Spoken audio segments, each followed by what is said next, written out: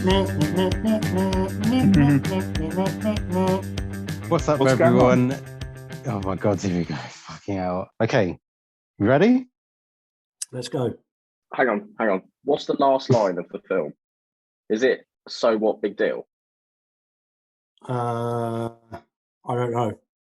Oh fucking hell! I'm gonna go for it. I'm gonna go for "big deal." So all right. I thought you were going to put a Jamaican accent on and say and say. So what the big deal? But okay. Nah, it's what is that the last lines? So what, big deal, or big deal? So what? I think it's big deal. So what? As I said, I can't remember anything about the film. Oh, this is fucking outrageous. Okay. I could have put some effort in, Shafi. Okay. Well, I don't know, but some people actually watch the film in advance rather than watching it right the last fucking minute. Oh, well, surely that's the best thing to do because you remember it. So surely I'm the best and you're the worst. You're always the best. I'm always the worst. So, okay. The reason you can't remember it is because it's kind of forgettable. That's why. Oh God, here we go. Okay, we'll wait for Dave to be very miserable for this. Get ready. What are you drinking? Fucking hell. Eddie, man, it's none of your fucking business, Eddie, you bastard.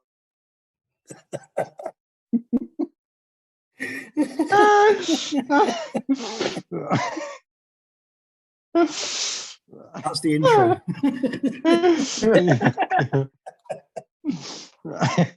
We're all stuck in this lighthouse together. Okay. Right. All right. Well, I'm going to start. So please don't interrupt. Okay. What's up, everyone? You're listening to the Who Dropped the Popcorn podcast. I am Shafi Malik, and tonight I'm joined by Dave McHugh. Eddie, man. Andy Newlands. So what? Big deal. And joining us from the somewhat north of England, Kyle Hammond. Remember, no matter where you go, there you are. Banzai. Right from the beginning, we'll just let you know that we are going into spoilers. So we recommend you watch the film before listening to this.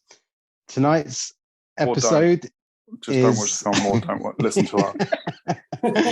Whatever suits.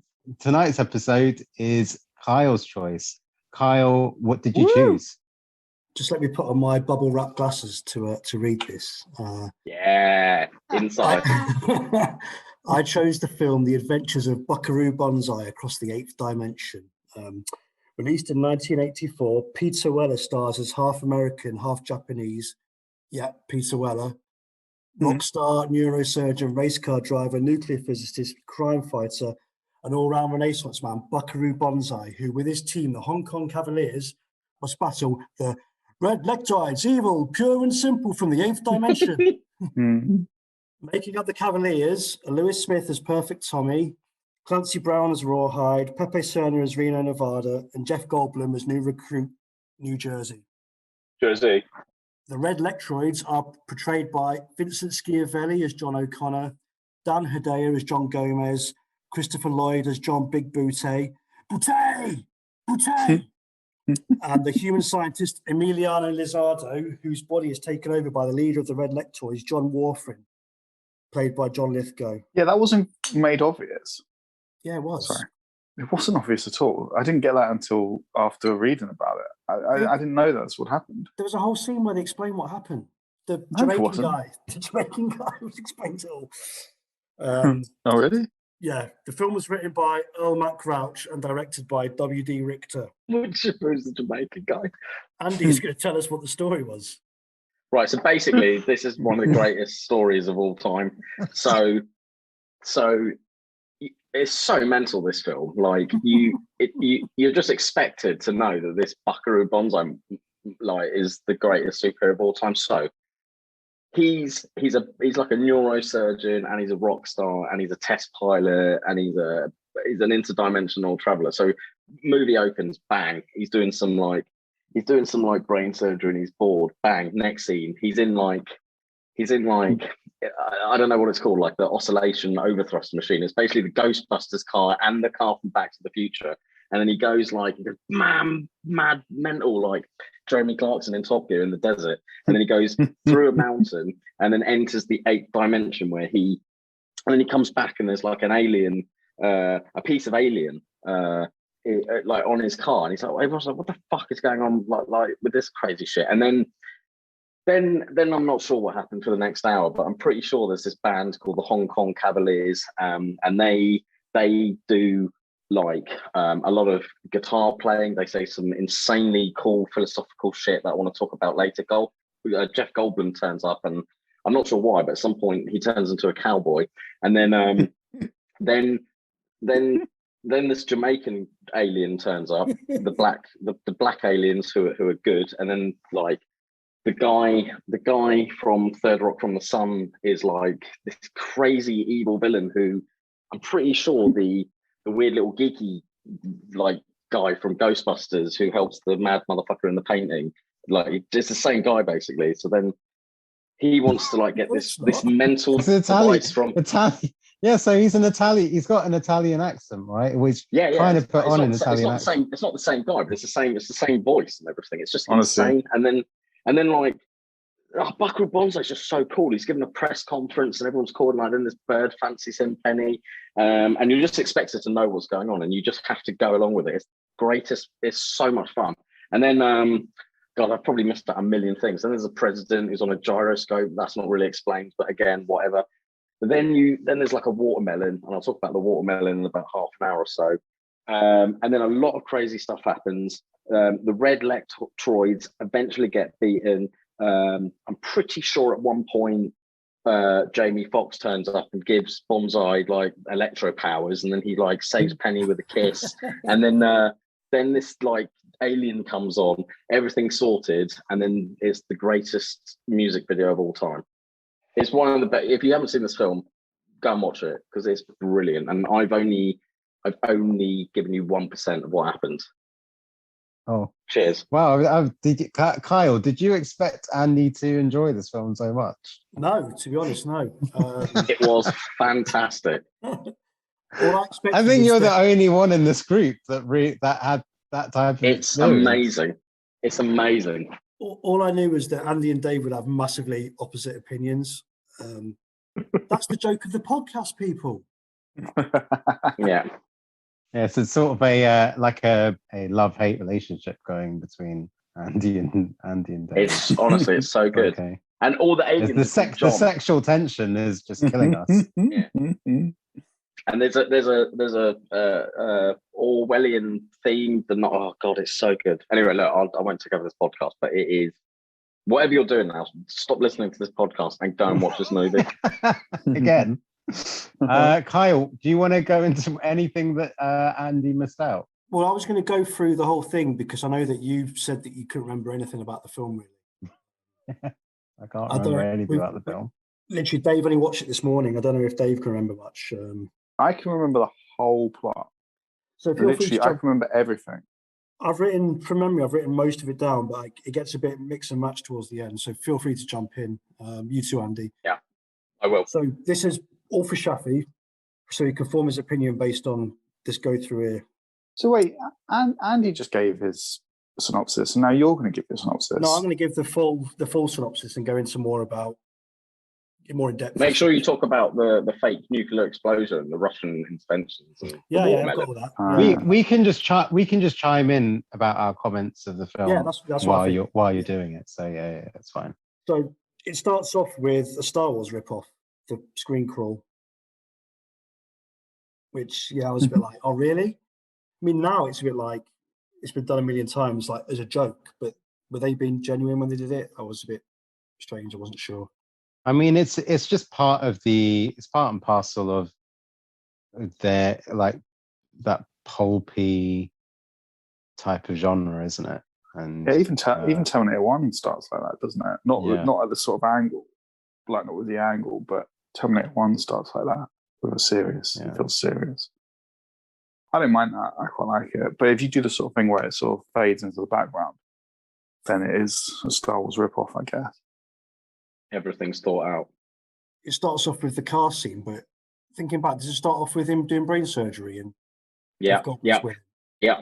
It starts off with him. Oh, sound Kyle messed up already.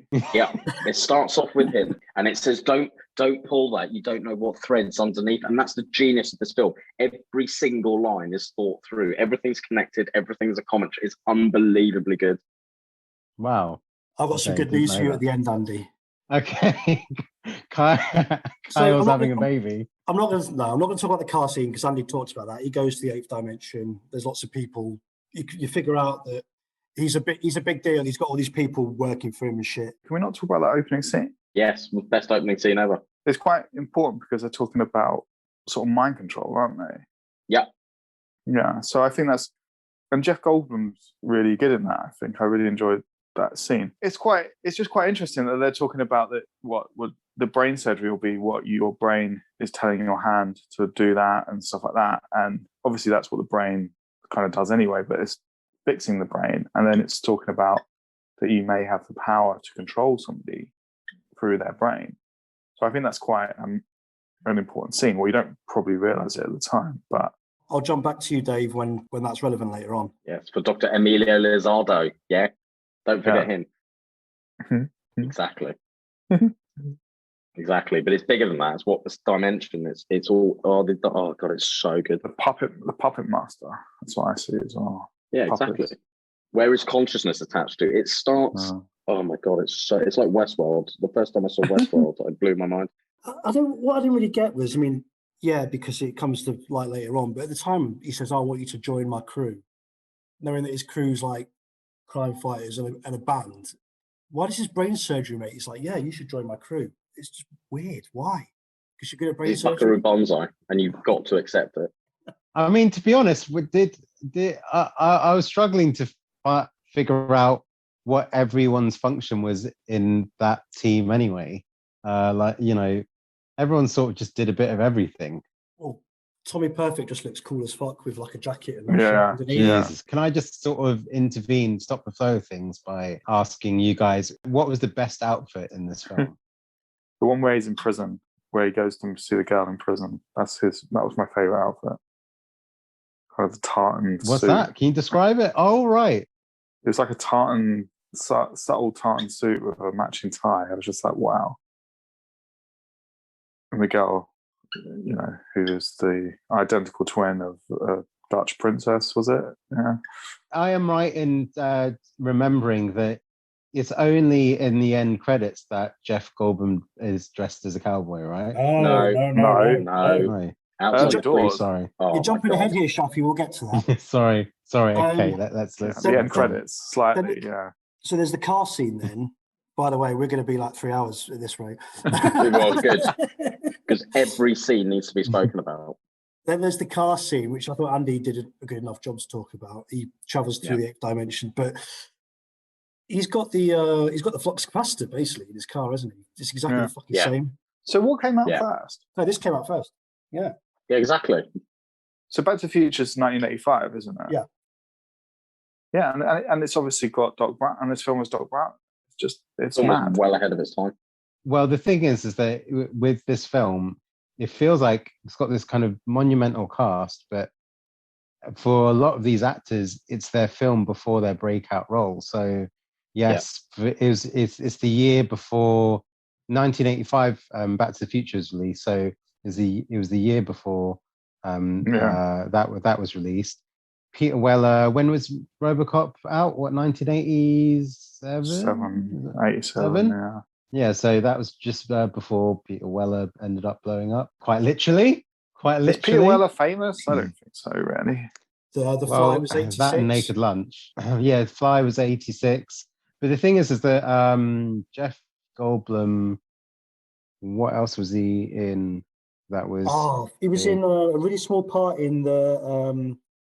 Death Wish. Death Wish, that's the one, yeah. Yeah. That was his first role, wasn't it? Clancy Brown was before Highlander came out, I'm pretty sure, as well, 1984. Can't remember what year Highlander was out, but... Would you say he's most famous for that? I'd say he's most famous for Shawshank. Well, he was the villain in Highlander. I'm pretty sure that people would... That's the first big role, I would say. To be honest, I know him from Marvel and DC stuff. He does a lot of voiceover for all the different cartoon stuff. He was Surtur in Ragnarok as well. Oh wow! A good casting director sort of put together all of these great actors in one film. Amazing. And which is sort of why I sort of struggled to recall this film, because if I had a criticism, it's there were way too many characters, and if I was given notes about this film, I would say, you can just get rid of a few characters. We don't need to spend this much money on this big of a cast. Nah, man. Would it have cost that much money back then? I guess not.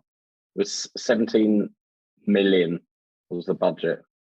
And it made about 6.3 million in the box office dollars. And our mate from Blood Simple and Commando, and he was in it as well. Yeah, that was probably the worst bit of the movie for me when he showed up. He should have been in every film we watch. Who's the other guy from? The other John, the strange-looking one. He's from One Flew Over the Cuckoo's Nest. Yeah. So he would have been with Doc Brown in that. Yeah. Yeah.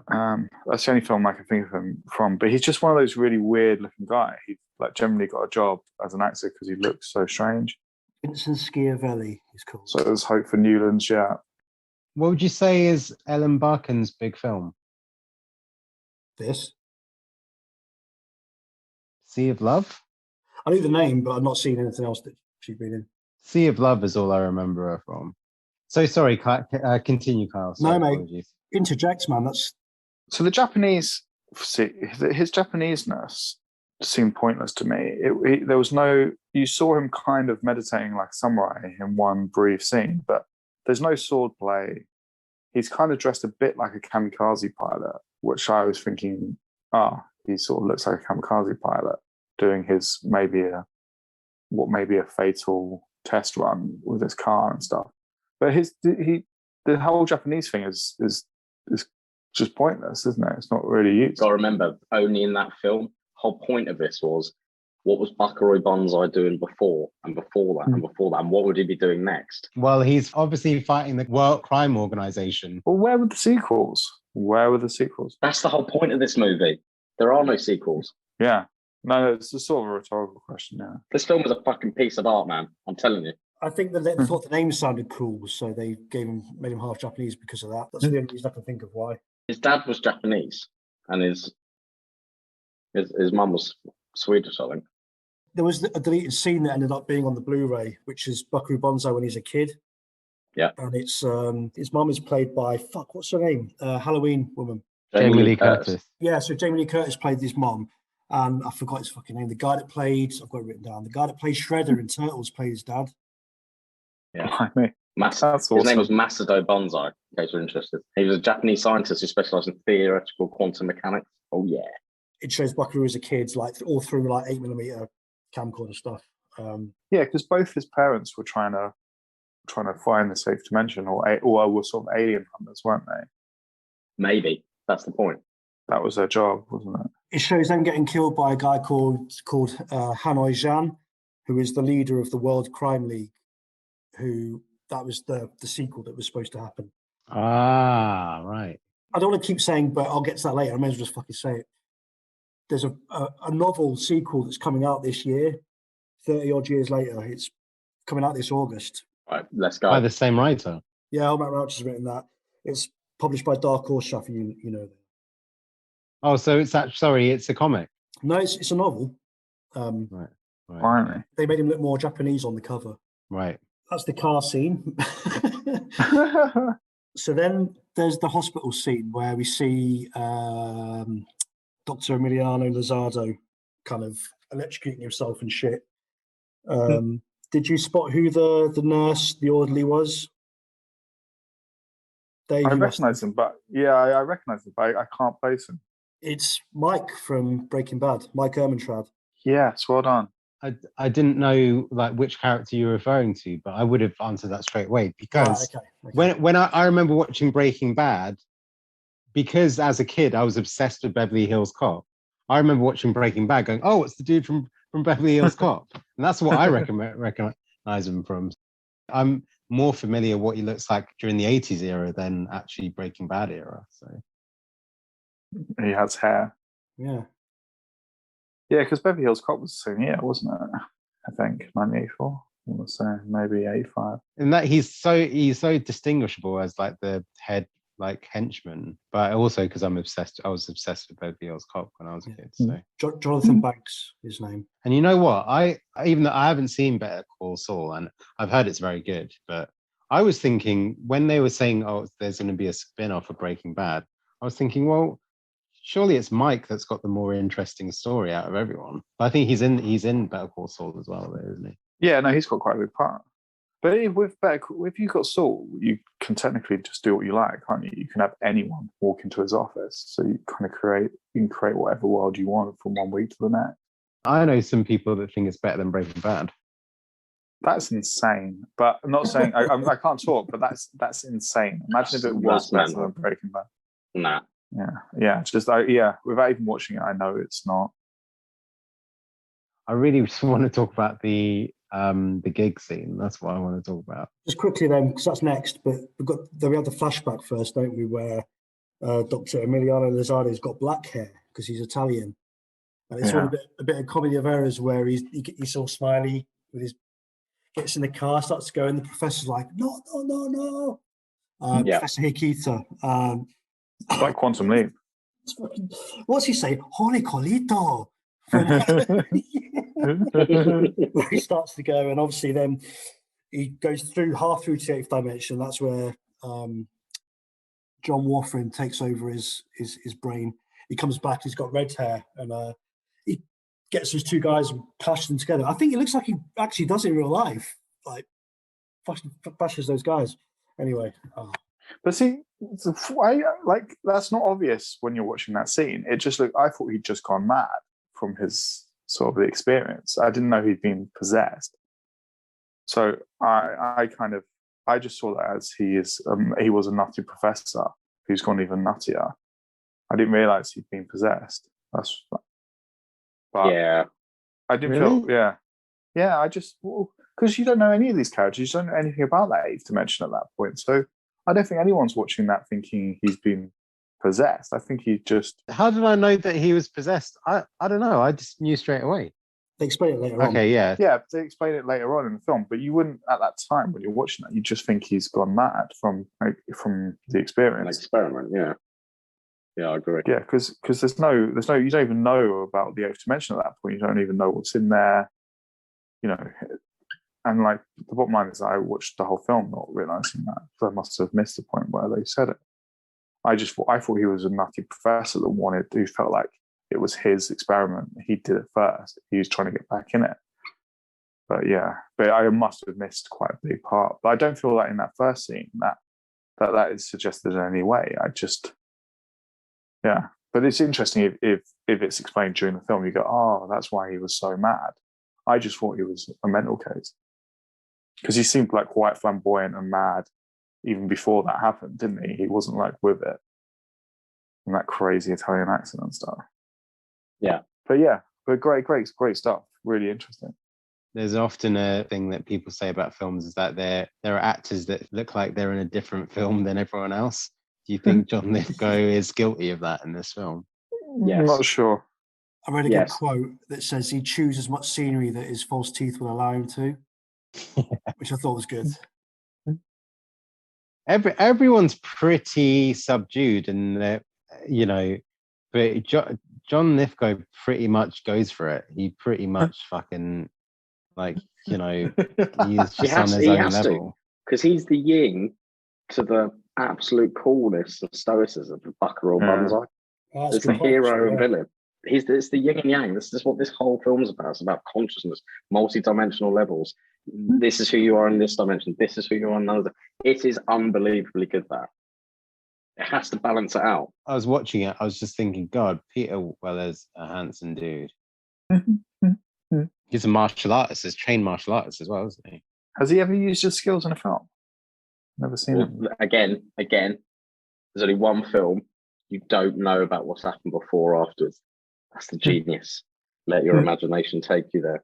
So John Lithgow, he decided to play Italian, his tailor was Italian. So he took the script to his tailor. He got his tailor to read it in an Italian accent, and he just copied it from that. And the guy's name, I forgot his name, but he gets a credit in the credits saying John Lithgow voice coach. But it's just his tailor. I've got a story that's not. I'm sort of digressing here, so apologies. You can edit this out if you want. But there's a film called Lock, starring Tom Hardy, and basically the whole film, it kind of just takes place in his car as he's having these phone conversations while driving somewhere. And what he for the film, he has a Welsh accent, and and then someone asked him kind of what that choice was about, and he he said, well, my therapist is actually Welsh, and I thought I'd go use him as a reference point, because when he talks to me, he's got quite a soothing, calm voice, and that's what I needed in order to sort of play this character. Nice. And then they actually interviewed the therapist, and he goes, "I'm not Welsh." Sorry, but yeah, go on. Then it skips back to the modern day, and it shows John Warfrin escaping from the mental institute. He fucks up some people. See, because you're calling him John Warfrin, he's not. He's Doctor. Is he though? I think as soon as he came back, he's from Doctor the 8th dimension. Lizardo. No, man. As soon as he came back from the 8th dimension, he's John Warfrin. Yeah. Okay. Fair point. I think he's Dr. Lombardi, but he's possessed by, or is he? Is he completely changed? Is he gone completely? Yeah, I would say he's John. He's John. Call him John. So he's fully. Yeah. Okay. Cool. Sorry, my mistake. Cool. So then it's the nightclub scene. I've got to admit that I saw this scene on YouTube like 2 or 3 years ago. Saw this scene on the very last scene on YouTube long before I watched this film.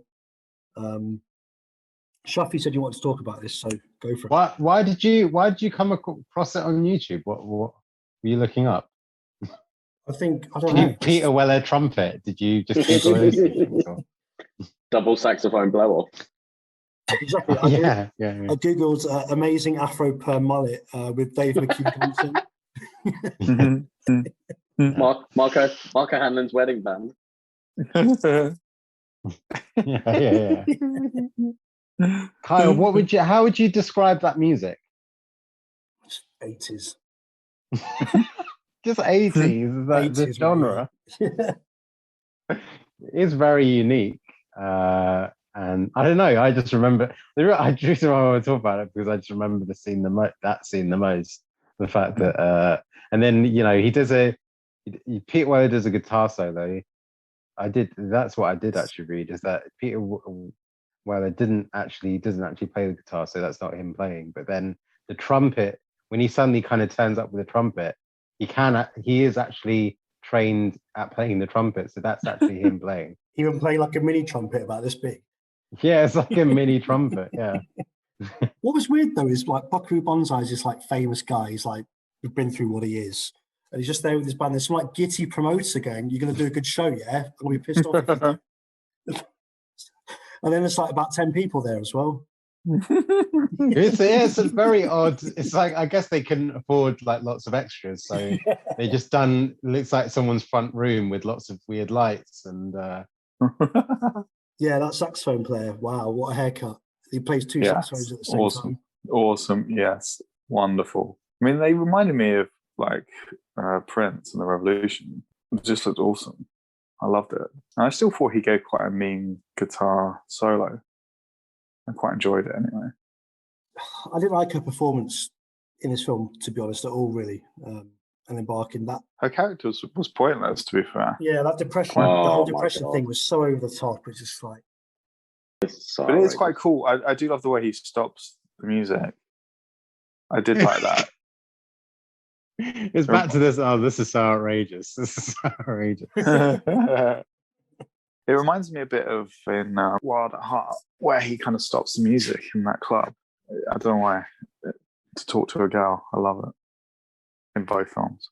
So yeah, she tries to kill herself. waiter knocks a gun, so she shoots in the air. And I thought it was pretty badass. The whole band just pulling like machine guns out their pockets. Yeah. Yeah. Yeah. Now you're talking. And she gets arrested, so then she's in jail, and Buckaroo Banzai goes to bail her out as such. And then what I didn't get was why she said she was trying to kill him, even though she wasn't. There's this weird thing where he puts his hand on like her boobs and starts talking to her. Yeah. But then he's like, let her out. And then Perfect Tommy's like, what are you doing? She tried to kill you. And he's like, no, it's okay. She's with us now. Oh, no, but in that scene is where he first says, you look like my dead wife. Was this like a really fucking pointless plot point?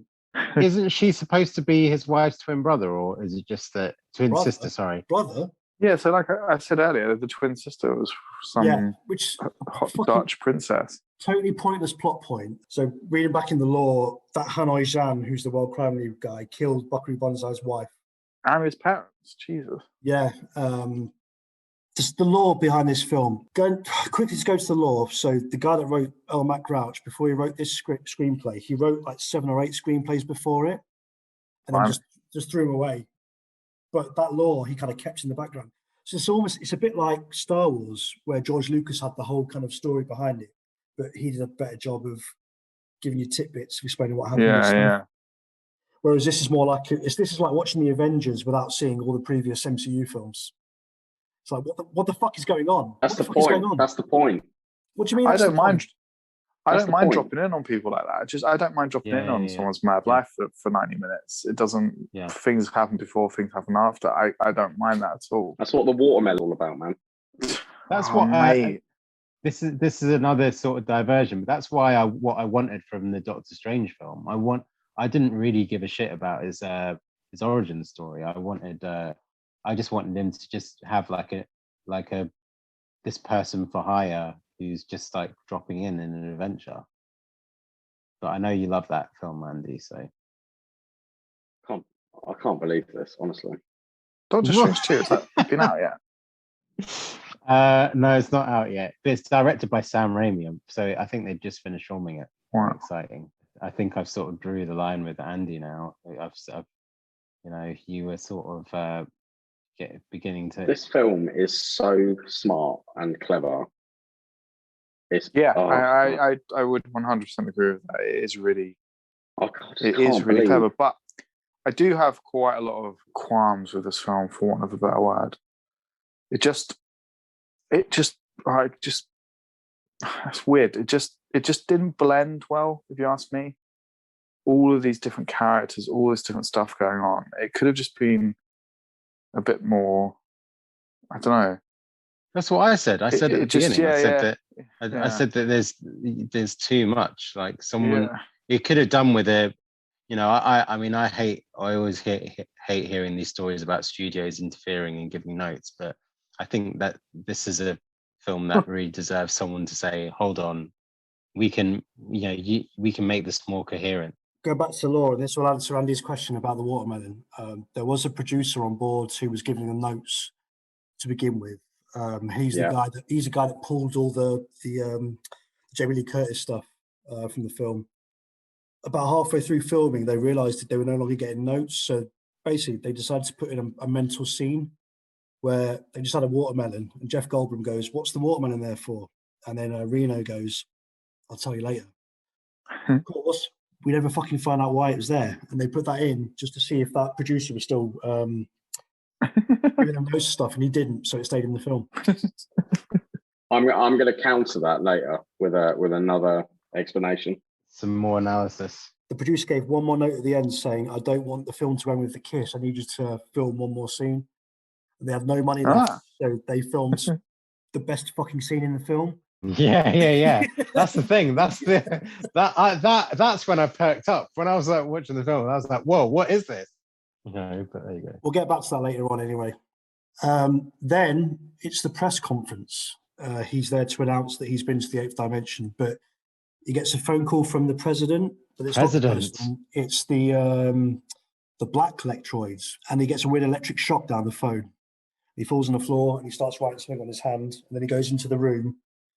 And you can see the two red lectroids sat in the audience, and that's where he has his big speech, which I can't remember exactly what he says.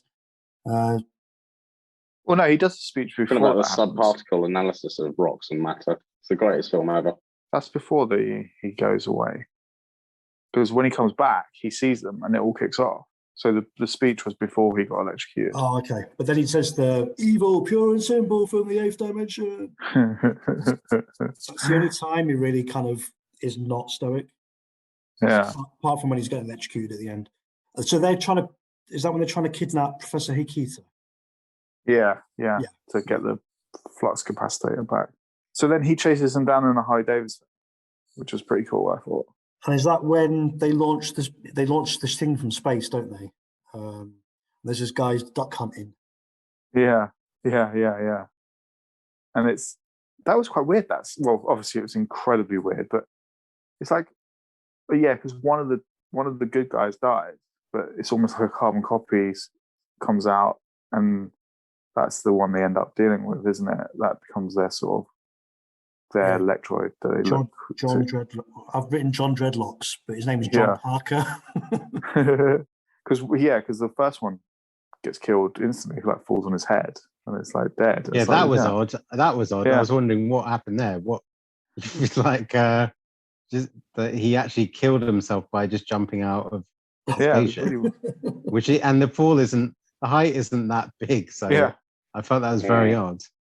Yeah.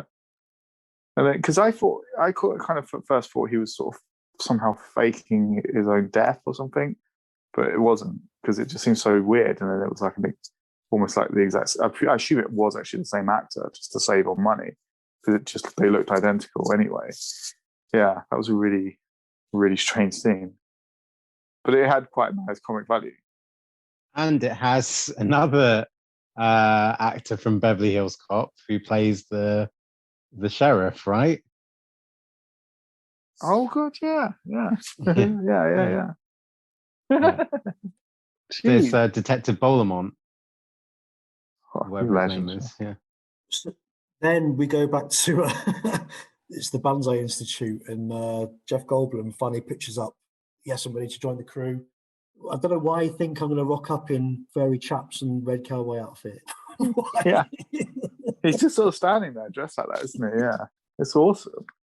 But this is another throwback. He says to all the guys, "Oh, you're so-and-so." He says a name. I forgot it was, but that guy's never in the film ever. So who is this guy? Another guy that's written in the script 5 versions ago that is just no longer in it. I'm sure Nunes knows all about his backstory and everything. This is outrageous. This is the whole point. Let your imagination go with you. It's a comic book on a film that you don't know about. It's wonderful. This film could have been the 6th film in the series, or the 8th film, or the 2nd. It doesn't matter. It's just this is where Buckaroo Banzai is. That's the point of that. Wherever you go, you're here. You guys are missing the interdimensional layers of this film. This would be a great TV show, because you could have one episode where he uses Japanese heritage to defeat an enemy, one episode where he uses his nuclear physicist, another episode where he uses a guitar. Then you can have backstories of all the different characters. Like there's the guy and his kids who come and help out, and they're part of a group. I forgot what they're called. Yeah, the Blue Blazer Brigade. This film is basically the A-Team on LSD. It's fucking unbelievably good. Get Mr. T in. And that's the kid from Lethal Weapon, isn't it? It's Mr. T as a child. He grows up. It's so god. Get to the watermelon bit. Detective Murtaugh's kid. John Parker meets them at the Institute, and they put on the bubble wrap glasses. And I've written here that they meet John Emdahl, female John Emdahl, and I fell asleep in this bit because she talks for about an hour. That is beyond. I think I did. I think that's when I conked out as well. This is one of my. This is your bits. film choice. What the hell? all I was thinking was, what do the glasses do? Why do they need the glasses? That's never really explained. What time did you watch it this morning, Dave? I watched it about 10 o'clock this morning. See, mine was like 11 o'clock at night. Yeah, same as me. I think I watched it at 1 o'clock in the morning, actually. Oof. I started watching it at 1 o'clock. I'd always say, I think it's better to watch a film at night. You'll always get more from a film when you watch it at night time. Well, I watched this one in the daytime, and I'm the only one that appreciates it, so that's, argument over. You just need that no distractions at night time. Like I find if I go to the cinema really early, like an 11 o'clock showing, I can literally have forgotten the whole film by the time it's the evening. Well, you should stop having 8 pints before you go into the cinema. It was after the cinema. After she's talked for ages, she gives a lot of plot details, doesn't she? Basically, she's the she was great. And that's where it sort of reveals a true threat. That it's once again, it's kind of like a Terminator threat, isn't it? They're going to get Russia. They're going to hit Russia first, and Russia will think it was them, and they'll fire back. So basically, it turns out that they've trapped the red lectoids, who are their mortal enemies, into the 8th dimension. And with obviously Buckaroo Banzai's technology, they can escape from there. So they need to stop them, or they're going to strike with Russia. Then it's going to be World War III. So then Buckaroo Banzai has to let the president know. At this point, what would have happened if they just said, well, look, we'll just destroy our technology then. We'll just destroy the thruster.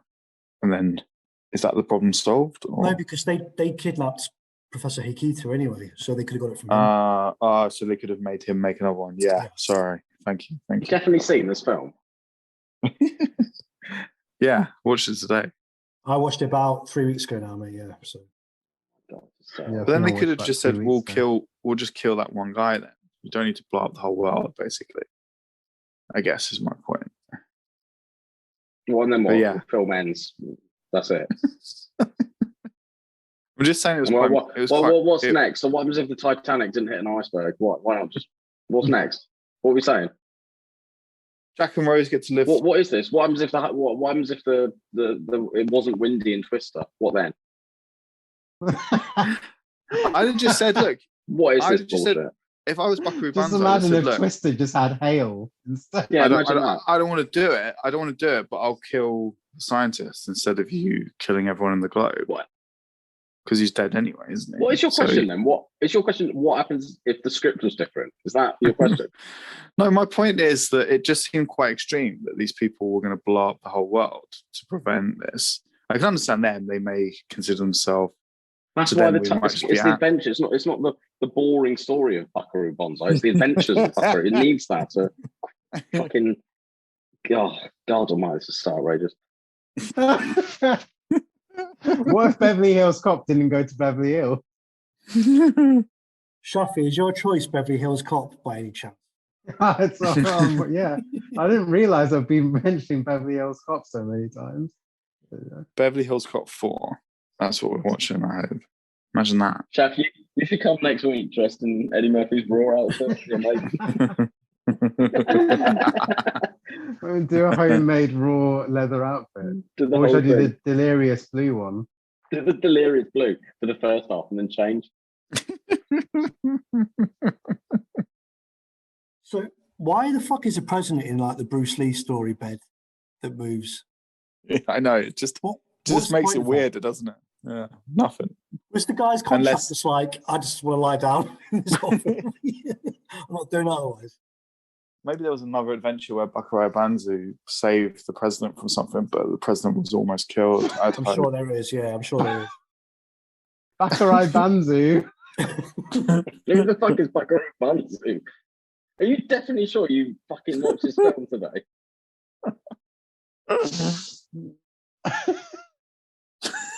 Oh, God, that's such a fucking outrage. The point of this film is it's a work of fiction that's so confident in itself that you have to enter the world and go with it. You cannot question anything, otherwise that's it. You're lost. Over. Okay, cool. Get it. Is it funny that they're the red lectoids and this is in the 80s when it's the whole Cold War? But anyway. Yeah, that's what I thought. I thought there was just sort of very obvious references to communism. So the Reds kidnap Penny, searching for the flux capacitor, but she's got it, but they don't know. And they start to torture her. They use this weird like creature to torture her. Yeah.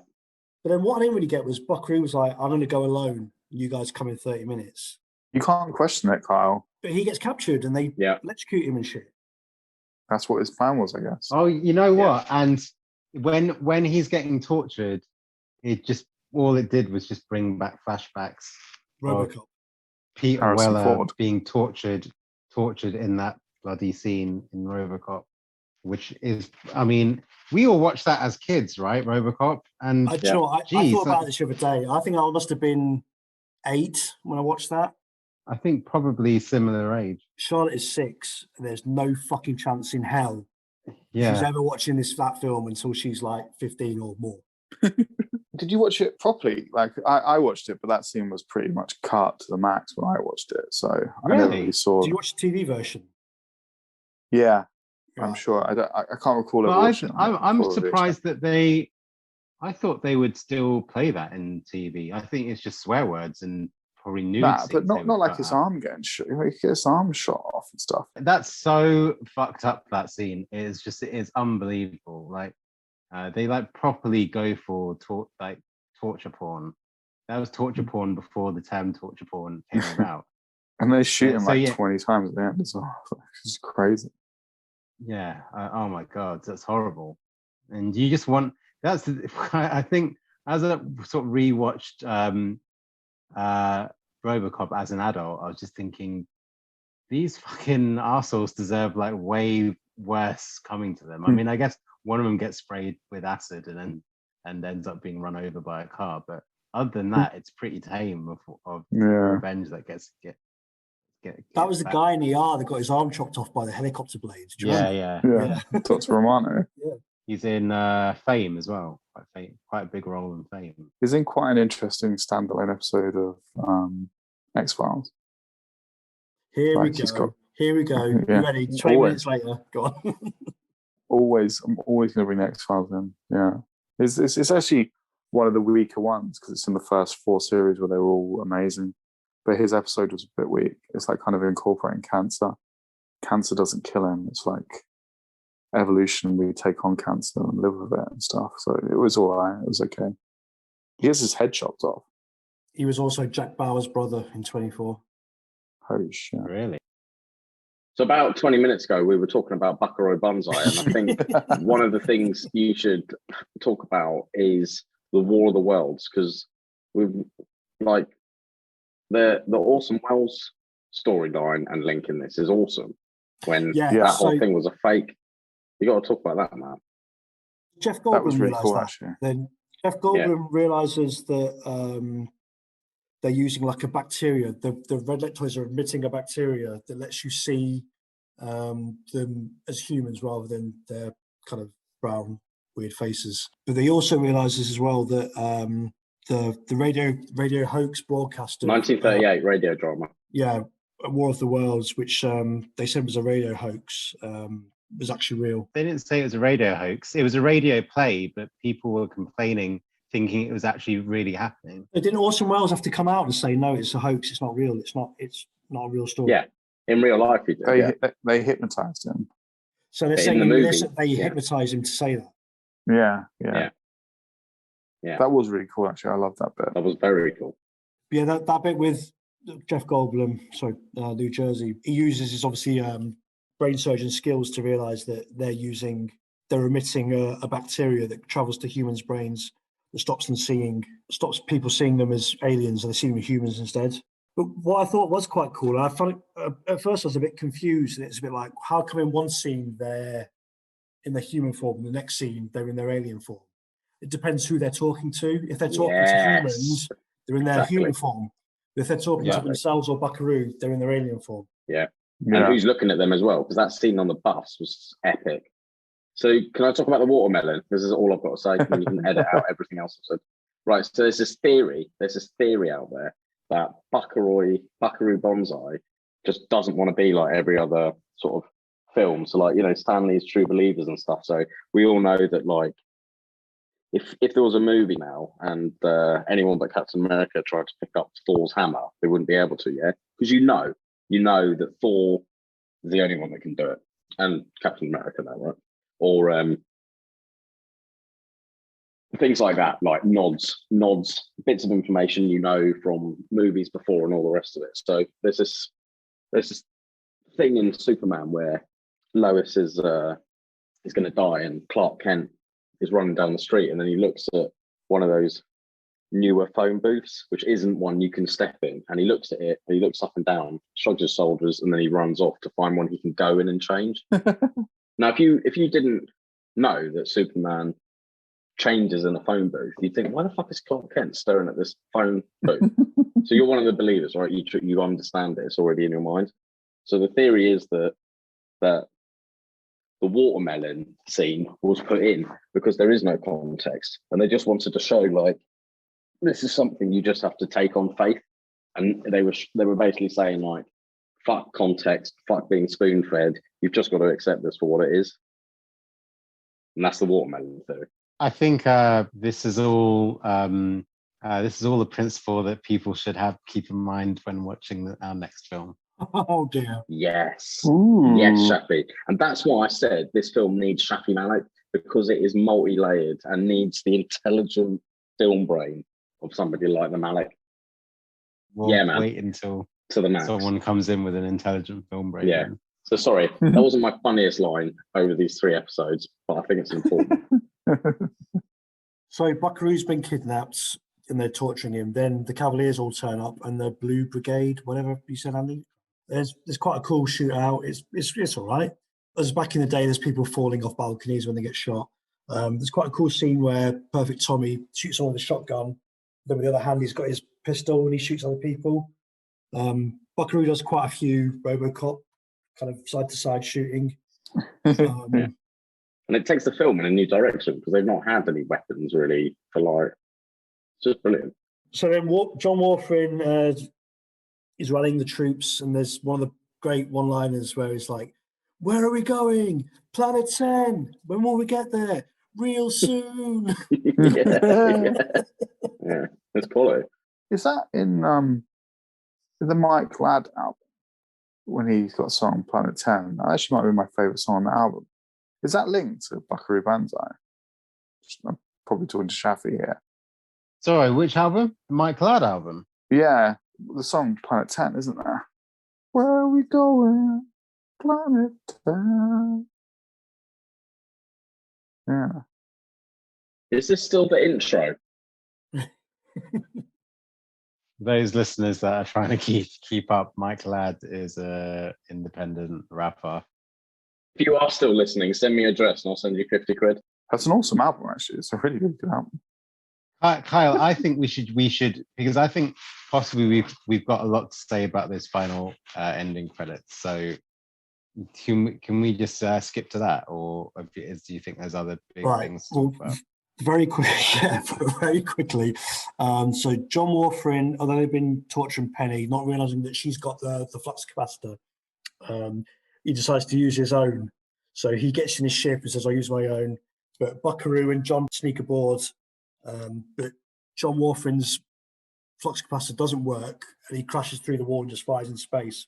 He realizes that they're in the Buckaroo and John. I don't even know his real name. John. I just don't think anyone's watched this movie. Just say the good alien. Just say the good alien. The good alien. Yeah. Yeah. Oh God, it's that scene where he first talks to the president is amazing. How much cannabis have you had? It's just like this intro's gone on for 3 hours. I have some more now. So they eject him out.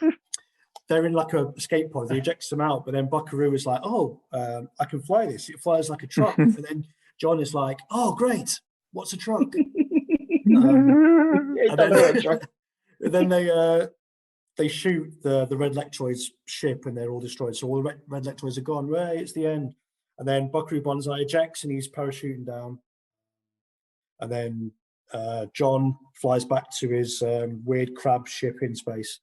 And then it's they go to Penny, but Penny's dead. He goes to give her a kiss, but he electrocutes her. Jamie Foxx. Yeah, she's back alive. And that's where the film should have ended, but the producer wanted to add another scene. So then this happened, and then this happened. I think we should be a bit clearer, and we should do the intro again.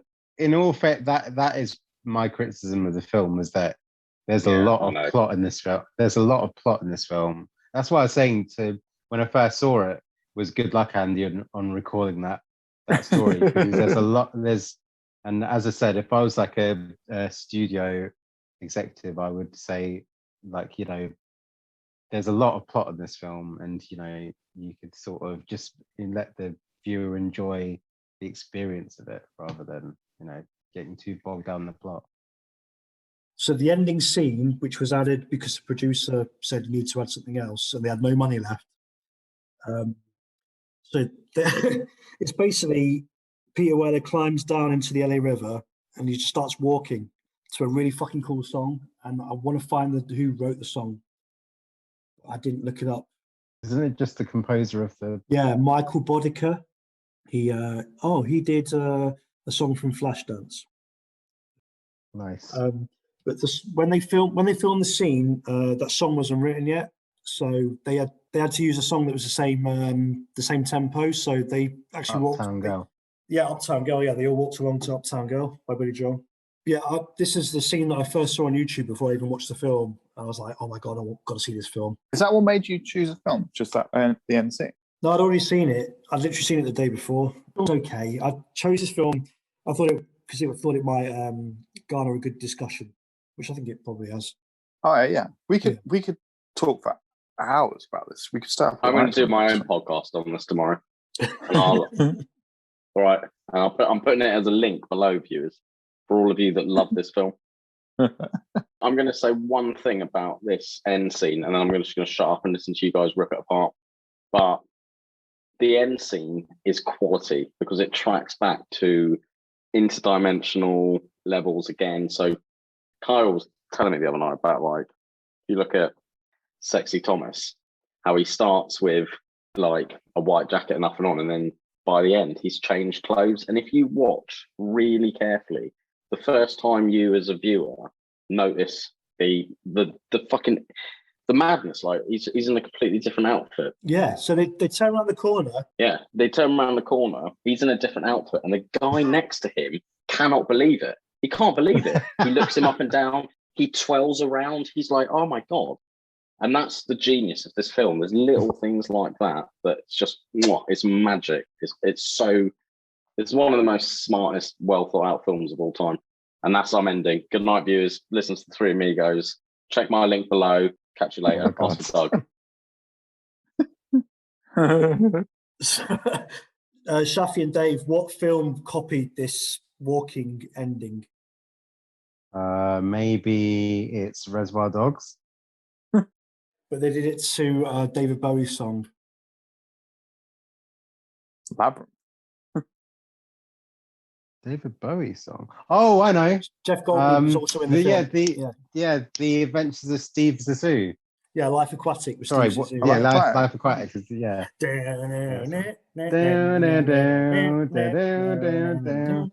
Yeah.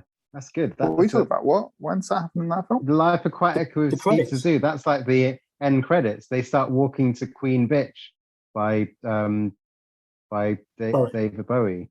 Oh, I don't remember that at all. What? So did Wes Anderson say he referenced that from? He's never said that, but Goldblum has said in interviews that he thinks that he did. Okay. Yeah, that's the best scene in the film, which is just people fucking walking. It's mental. Yeah. You see, like I think Andy's got the opinion that we dislike this film. I certainly didn't dislike this film. It just didn't quite deliver, I guess, for me, is all I'd say. But I did really, really enjoy it. And the more I think about it, I want to watch it again. It's one of those films. The more I read about it and the more that I think about it, I want to watch it again. But the first time I was like, this is not really a good film. It's just a bunch of scenes that don't really... Oh, my God. Please watch the Kevin Smith review of this film. Please. No, but he loves everything, man. Come on. So, Andy, did you have this opinion of the film as after watching? As in, did you cheeky? Did you have this opinion of the film when the film ended, or is it just after looking at the analysis of it, you sort of? Yeah. So, like I was saying before, when the film ended, I was like, "This is really good," and then started looking at like reviews and listening to people and thinking, holy shit, yeah, I'm so stupid, I missed that. Oh my God, I didn't think of that. Went back and watched some scenes. So for me, if I would have just watched the film and then not done any research, I would have been like, That was a bit mental. That was a bit of silly fun. Well done. And then I watched all the reviews and stuff and thought, oh wow, this is what Shafi's on about when he's talking about films and stuff that I don't understand.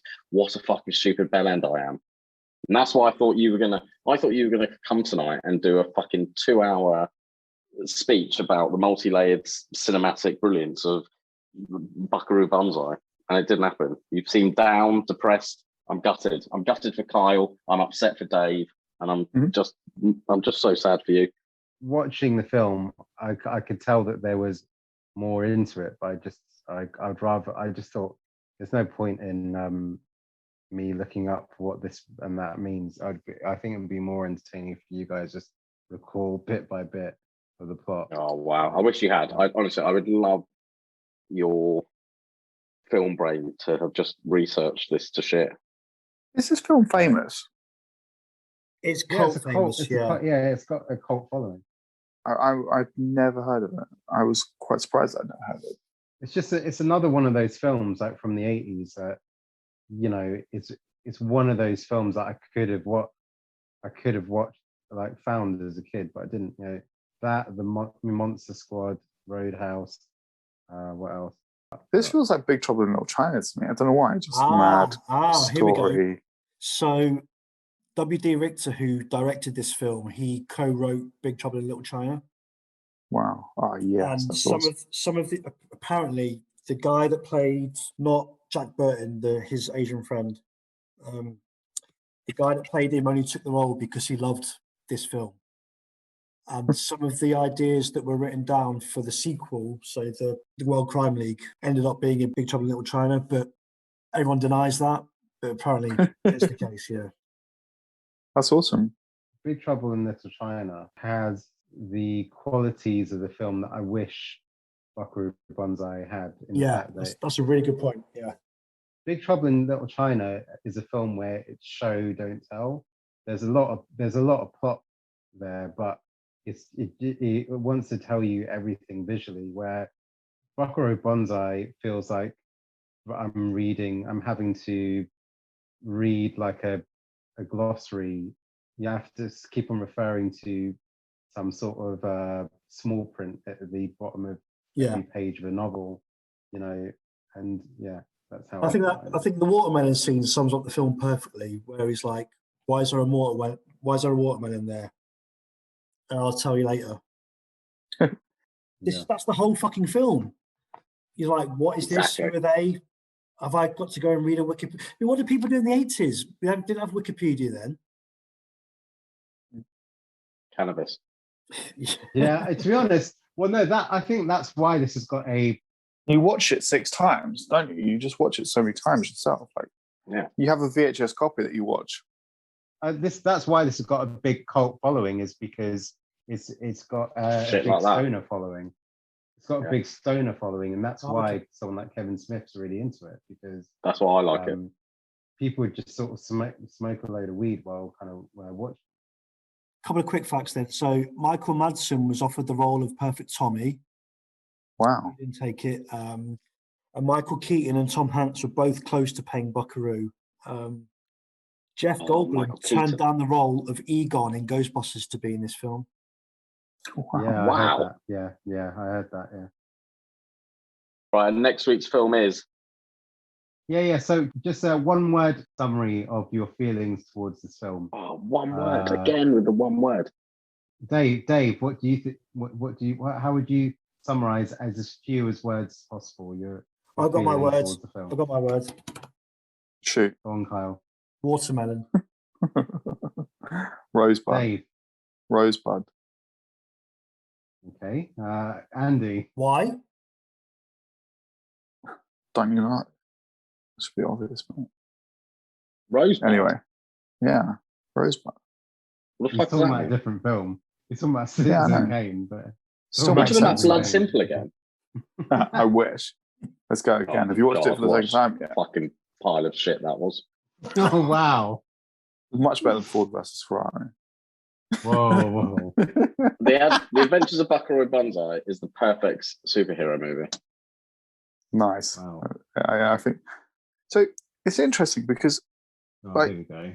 If so just a few words, Dave. If you just generally speaking on something, because we're still in the intro. I love Mulholland Drive, and then I watched a sort of documentary on YouTube about it, explaining it in depth, and it became one of my favorite films of all time. So it's interesting. If my experience of Mulholland Drive on the level of myself just watching it was, I really love this film, and then when someone else explained it to me, on how clever it is, I'm like, wow, I'm blown away. So I think that's in life. That's what's happened to me. You're always going to meet cleverer people than yourself, and if they can help you love a film more, then that's great. That's only a good thing. And so, just to play devil's advocate, there are a couple of film instances where the more a film is explained, the more I think, that's not the film I saw. And that's great. I think a David Lynch film certainly is open. Well, Donnie Darko, Richard Kelly does a director's commentary on it, and it's like, what? Like, really? That's your explanation of all this? Oh, that's interesting. So yeah, that's. I might check that out. So basically, Buckaroo Banzai was wonderfully enjoyable, a bit all over the place, but ultimately very enjoyable film for me. Yeah, thanks for the one word, Dave. Andy, he never does that, does he? Right, Andy, your word? That'll do. A superhero movie. Nice. My one word was Rosebud. That was my one word. That was a sideline point on something else. Actually, I'll tell you what. Here's my word. Strap in. Jen, get ready.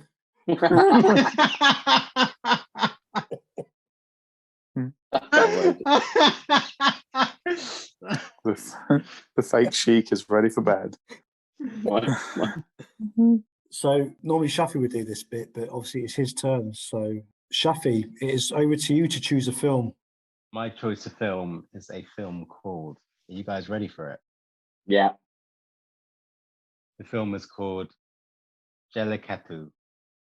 Oh, mate, what? Jellicatu, a 2019 film. Jellicatu. A 2019 Indian Malayan language independent film. How do we watch this film, Shafi? It's 90 minutes long and it's on Prime. Oh, thank God. Okay. Are you going to watch it with Jen? I was watching it with Lisa last night. Yeah, I've been watching all these with Jen, apart from Blood Simple, because I didn't want to inflict that on her. Mm-hmm. She's gonna love this film. Callan Barkin is the only butcher in the small rural Kerala. Oh yes, mate, I've been to Kerala, so I'll know for authenticity. There you go. This is why I'm very excited for you to watch this film. And he and his assistant Anthony Baba Pickler meet before dawn each day to slaughter a buffalo.